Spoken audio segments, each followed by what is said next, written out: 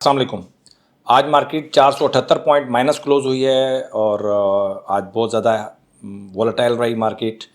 तो थोड़ी सी summary discuss कर लेते हैं।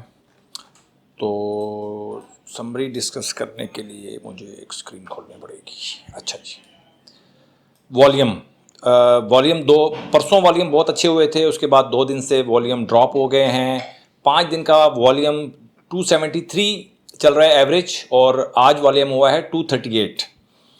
और इसी तरह टर्नओवर की बात की जाए तो 17 बिलियन है 5 डेज़ का और आज हुआ है 15 बिलियन का टर्नओवर।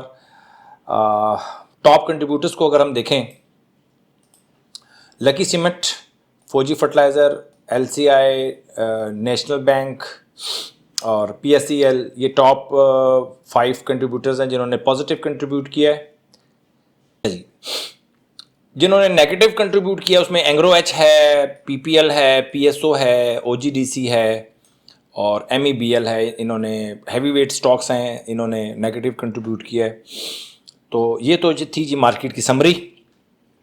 अब हम सीधा जाते हैं चार्ट की तरफ। चार्ट आप देख लें कि केएसई 100 इंडेक्स का जो चार्ट है ये आपके सामने है और मैं पहले भी आपके सामने अर्ज़ कर चुका हूँ कि ये जो आपके हाई जो आपके लोअर हाइज लग रहे हैं, ठीक है ना, ये लोअर हाई लगा, ये लोअर हाई लगा, ये लोअर हाई लगा, उसके बाद अब मुझे लग रहा है कि ये भी आपका ये भी लोअर हाई की तरफ जा रहा है मामला।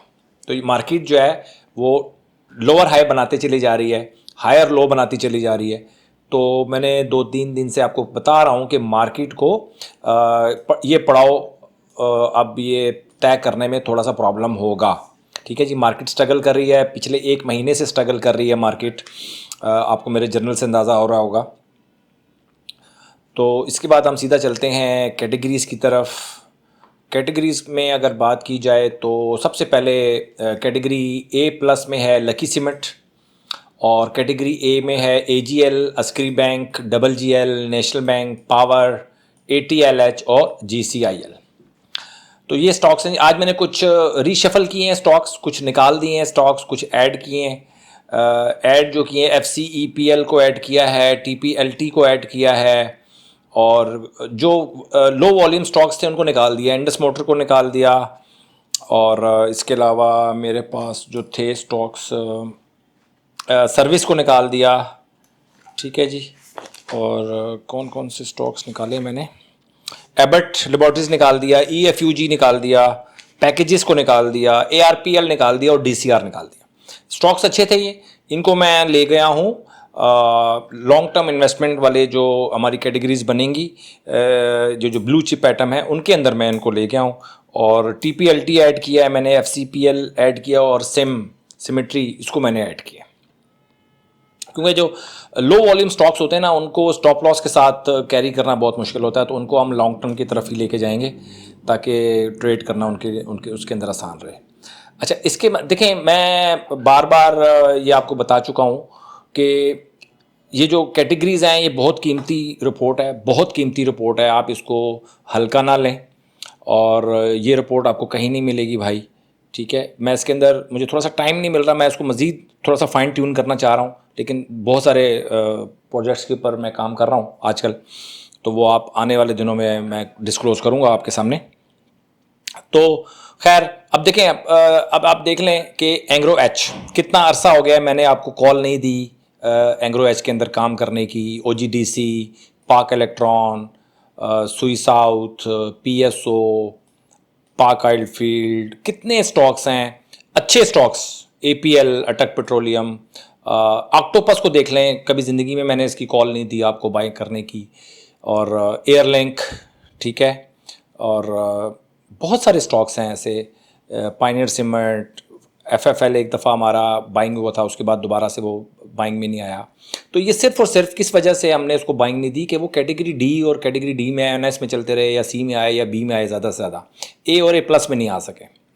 तो ये बड़ी कीमती रिपोर्ट है। जब भी आपने शॉर्ट टर्म के लिए जब आपने इन्वेस्टमेंट करनी है, जो शॉर्ट टर्म के लिए आपने बाइंग करनी है, तो ये रिपोर्ट लाजमी देखा करें। ठीक है।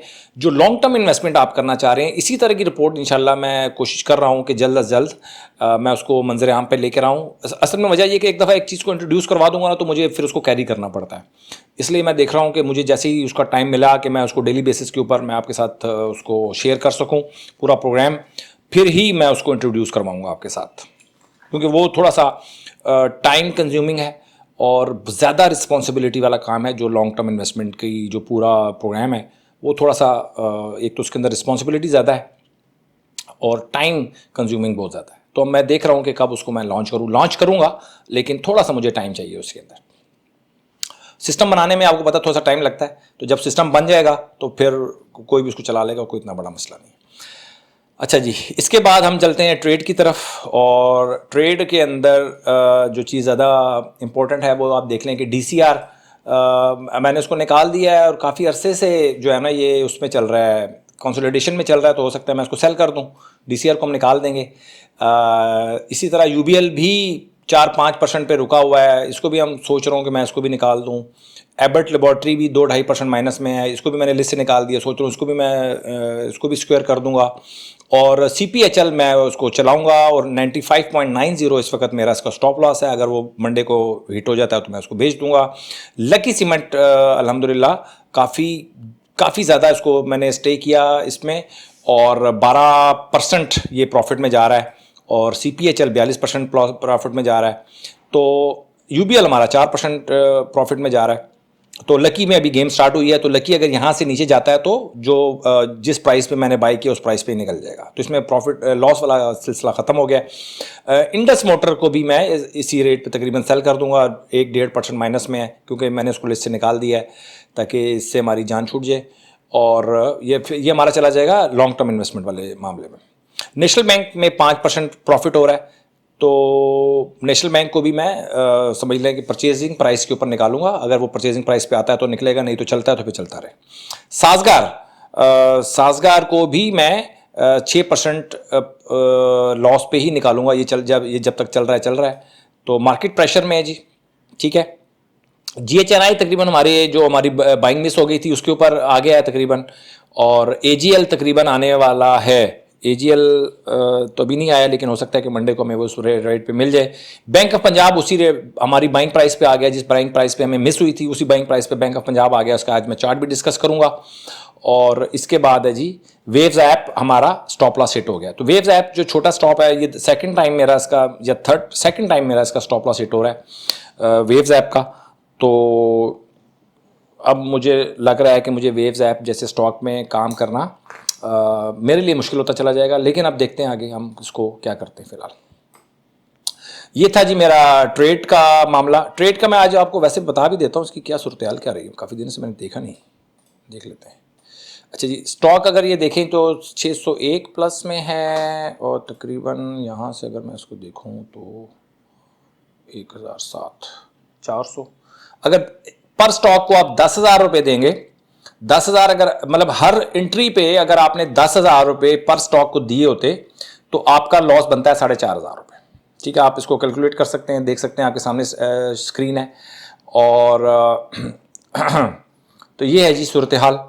और यानी कि 10,000 पर स्टॉक को अगर आप देते और इतनी एंट्रीज करते आप, तो आपका 4,500 रुपये का लॉस था। एक बात मैं आपको बताता जाऊँ यहाँ पे कि मेरी टीम काफ़ी सारे काम कर रही होती है, तो हम जो हमारे पाकिस्तान में जो लोग गाइड करते हैं लोगों को, उनके चैनल्स को भी वो देख रहे होते हैं। तो मैं देख रहा था कि पिछले जो 2-4 हफ्ते गुजरे हैं, 4-5 हफ्ते गुजरे हैं, तो उसमें अच्छा चले, मैं इस चीज़ को डिस्कस नहीं करना चाहता कि मैं किसी भी कंट्रोवर्सी में नहीं पढ़ना चाहता।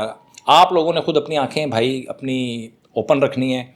आपको अच्छे और बुरे की तमीज़ होनी चाहिए, क्योंकि आप हार्ड अर्न मनी लेकर आते हैं। तो कोई भी कुछ कह दे, आप उसके पीछे ना चले जाया करें, क्योंकि ये पैसा है, बड़ी मुश्किल से आप कमाते हैं उसको। तो भाई कुछ सीख लें, सीखने के बाद इन्वेस्ट करने तो ज़्यादा बेहतर है, ठीक है। टिप्स और आप अगर आप ये उम्मीद करते हैं कि कोई बंदा आपको ये कमा के देगा पैसे, तो ये आप बहुत बड़ी भूल कर रहे हैं आप, ठीक है। तो मैं बहुत ज़्यादा मैं डिटेल में नहीं जाना चाहता। उम्मीद है कि आपको बात समझ में आ गई होगी। तो मुझे लग रहा है कि इसको हम क्या करते हैं, अच्छा, चलें जी, ये वीडियो को यहाँ पे हम करते हैं एंड। आज कुछ ख़ास है नहीं मार्केट के लिए, और मार्केट तो है प्रेशर में, और मार्केट को स्ट्रगल करना पड़ना है आगे जाके। और बस आपने देखिए, मार्केट नीचे जा रही है या ऊपर जा रही है, ना मैं कुछ कर सकता हूँ ना आप कुछ कर सकते हैं। आप सिर्फ ये कर सकते हैं कि यहाँ से मार्केट आप एज्यूम करके चला करें कि यार यहाँ से मार्केट 5,000 पॉइंट प्लस होगी तो आपका क्या एक्शन है, 5,000 माइनस होगी तो आपका क्या एक्शन होगा। सिर्फ इस सवाल का जवाब अगर आपके पास नहीं है तो फिर आप गलत हैं, आप गलत ट्रैक पे हैं। अपने आप को सही करें। 5,000 पॉइंट नीचे या 10,000 पॉइंट्स नीचे या 20,000 पॉइंट्स नीचे का भी आपके पास प्लान होना चाहिए, 20,000 पॉइंट्स ऊपर का भी प्लान होना चाहिए। अगर ये दो प्लान नहीं है आपके पास तो फिर आपके लिए ख़तरा हर वक्त आपके सर पे मंडला रहा है। तो कुछ ख्याल करें मेरे भाई, और 20,000 पॉइंट्स नीचे और 20,000 पॉइंट्स ऊपर दोनों का प्लान आपने करके चलना है। अपना बहुत ख्याल रखें। अगली एक और वीडियो आएगी मेरी जिसमें मैं कुछ 4 स्टॉक्स को मैं डिस्कस करूँगा, ताकि थोड़ा सा अंदाज़ा हो सके कि मार्केट क्या चल रही है। अपना बहुत ख्याल रखें। Thank you very much.